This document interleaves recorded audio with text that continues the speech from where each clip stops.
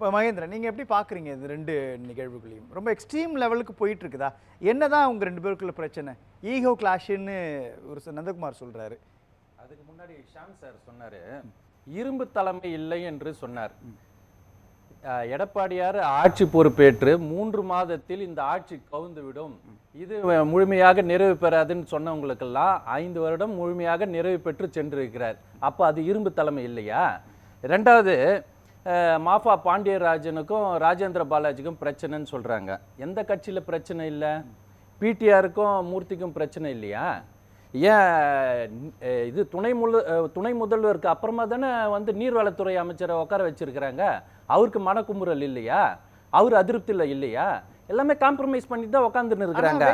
இல்லை, திருச்சியில் எடுத்துக்கொண்டீர்கள் என்றால் கே நேருக்கும் திருச்சி சிவாவுக்கும் அவர்களுடைய ஆதரவாளர்கள் வெளிப்படையாக சண்டை செய்து கொண்டார்கள். அவர்களுக்கு அங்கே உட்கட்சி மோதல் இல்லையா? இப்போ எடுத்துக்கினீங்கன்னாக்கா மேயர் பிரியாவும் ஆர்டி சேகரும் ஒரு நிகழ்வில் வந்து பொது வழியிலேயே பேசிக்கிட்டாங்க. அங்கே வந்து பிரச்சனை இல்லைங்களா?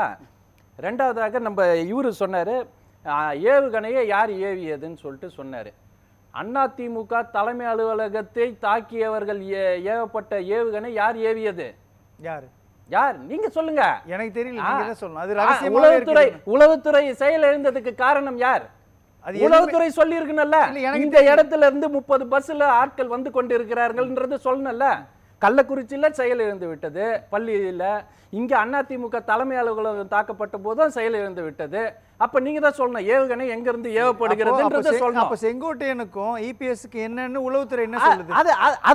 அது வந்து உளவுத்துறை எல்லாம் சொல்லாது, அதுக்கெல்லாம் உளவுத்துறை சொல்லாது. எனக்கு அதிமுக அலுவலகத்துக்குள்ள தாக்க போற உளவுத்துறை சொல்லுது இல்லையா? சொல்லணும். ஏன்னா இது வந்து சட்ட ஒழுங்கு பிரச்சனை இல்ல, அதை சொல்லிதான் ஆகணும்.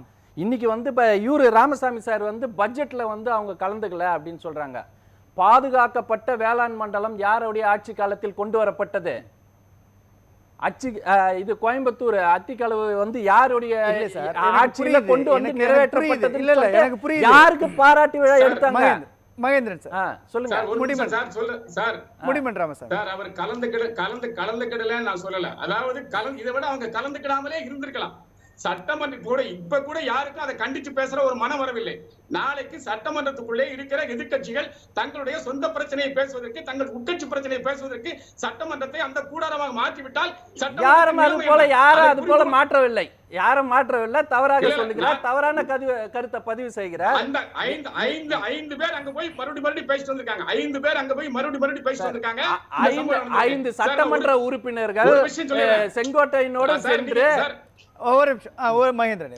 முன்னாள் அமைச்சர்கள், சட்டமன்ற உறுப்பினர் கடம்பூர் ராஜு பக்கத்துல இருந்து 15 நிமிஷம் பேசியிருக்கிறாரு.